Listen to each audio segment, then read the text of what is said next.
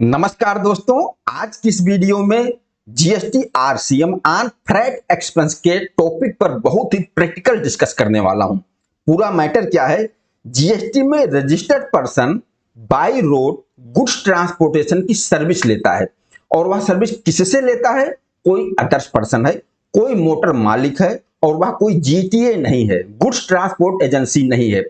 अब registered person ने जो पेमेंट उस मोटर मालिक को दिया, अदर्स पर्सन को दिया, उस फ्रेट पर क्या रजिस्टर्ड पर्सन को आरसीएम में जीएसटी पेमेंट करना होगा?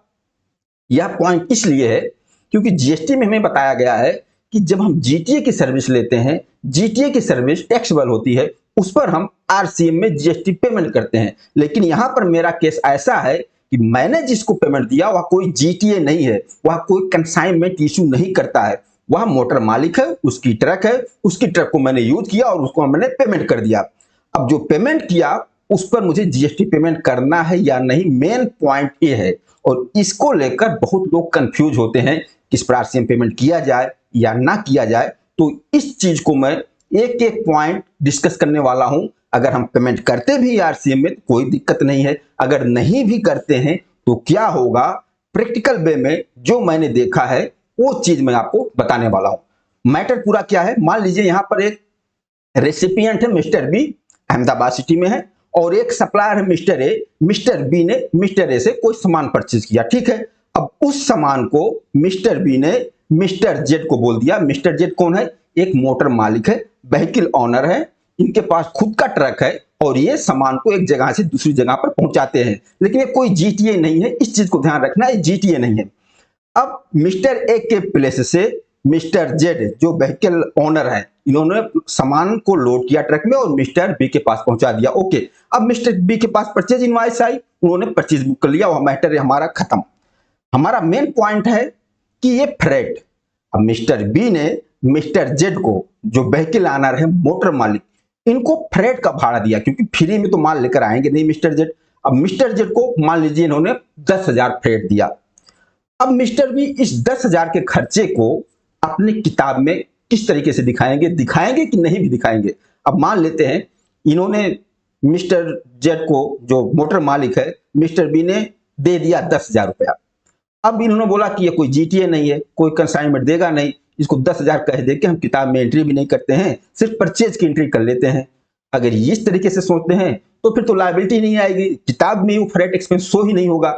लेकिन ये गलत होगा। क्यों? क्योंकि जब आपके पास सामान आया तो एक जगह से दूसरी जगह पे सामान आया, आपके पास बिल है, परचेज बिल है, तो परचेज बिल के सामने तो आपने भाड़ा तो पेमेंट किया होगा, किसी तरीके से आपके पास सामान आया, जो भी आपके पास सामान लेकर आया उसको आपने पेमेंट तो किया होगा।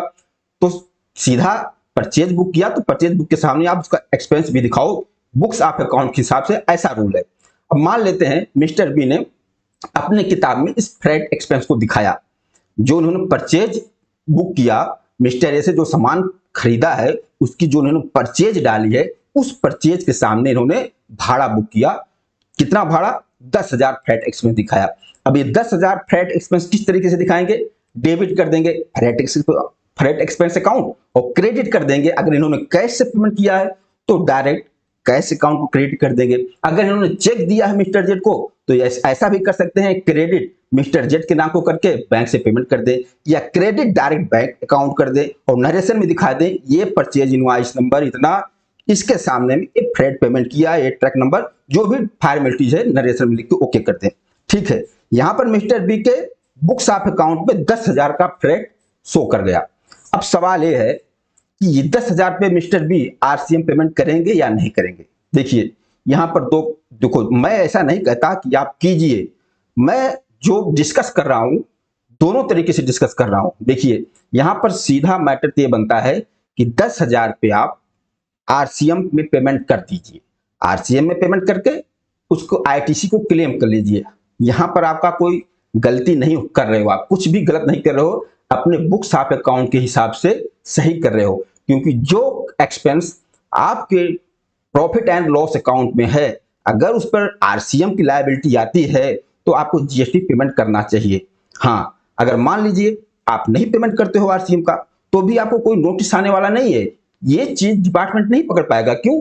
क्योंकि जो मोटर मालिक है वह तो अनरजिस्टर्ड पर्सन है, वो जीएसटी से उसका कोई मतलब ही नहीं है, ना कोई वो रिटर्न फाइल करेगा, ना ऑनलाइन ये शो होगा कि आपके ऊपर आरसीएम की लायबिलिटी है। आपको सेल्फ असेसमेंट करके 3B में अगर दिखाना चाहोगे तो आरसीएम पेमेंट आप करके दिखाओ 3B में सेल्फ असेसमेंट, लेकिन ऑनलाइन इस चीज को कोई ट्रैक नहीं कर पाएगा। अगर आपने इस फ्रेट पेमेंट पे आरसीएम पेमेंट नहीं भी किया है तो डिपार्टमेंट इसको ट्रैक नहीं कर पाएगा। ये आपको सेल्फ असेसमेंट करके ही दिखाना होगा। अगर दिखाओगे तो मान लीजिए आपने नहीं दिखाया, कोई दिक्कत नहीं, चल रहा है मामला, लेकिन आगे जब आपके बुक्स ऑफ अकाउंट का ऑडिट किया जाएगा या कभी डिपार्टमेंटल ऑडिट होता है या आपके सीए साहब ऑडिट करते हैं, तो ऑडिट में पूरी बुक्स ऑफ अकाउंट आपकी चेक होगी, आपकी परचेज भी देखी जाएगी, परचेज के सामने बिल्टी क्या आया, क्या फ्रेट आपने पेमेंट किया वो भी चेक किया जाएगा।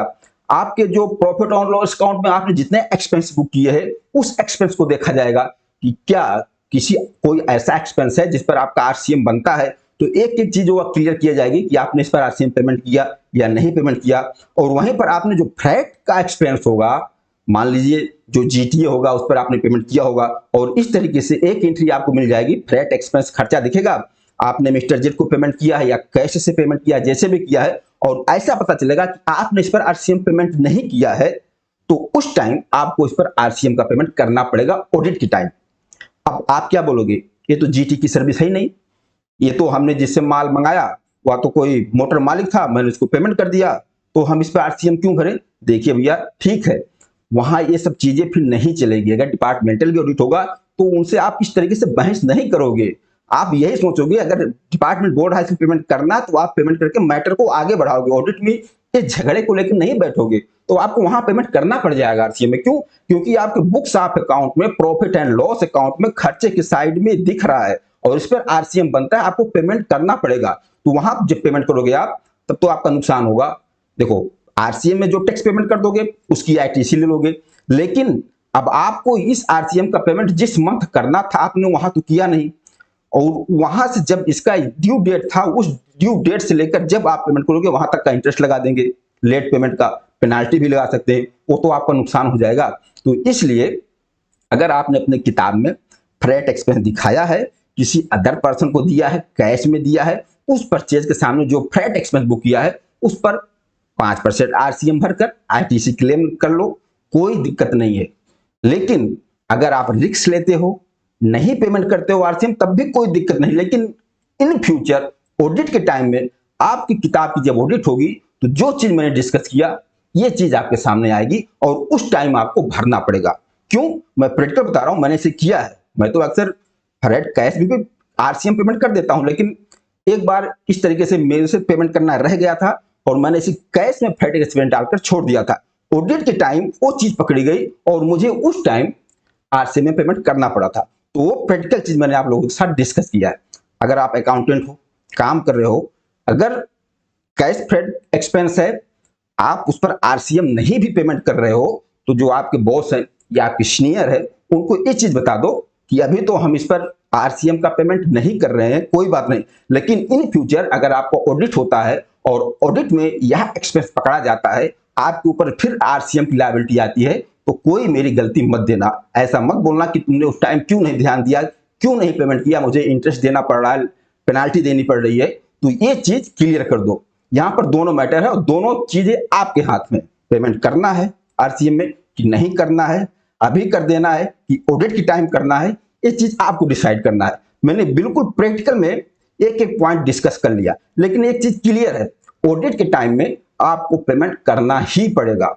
हमें बताया गया है कि other than GTA entry number 18 में एग्जम्प्ट है, तो यहां हमने जिसको पेमेंट किया हो तो अदर देन जीटीए है, तो ऑडिट की टाइम इस पे हमें आरसीएम क्यों पेमेंट करवा रहे हो, ये भी तो सोचने वाली बात है। लेकिन भैया क्या करोगे, प्रैक्टिकल में भी कुछ और है, लिखा कुछ और है। जब चीजें प्रैक्टिकल में की जाती है ना तो चीजें एक से एक चीज समझ में आती है।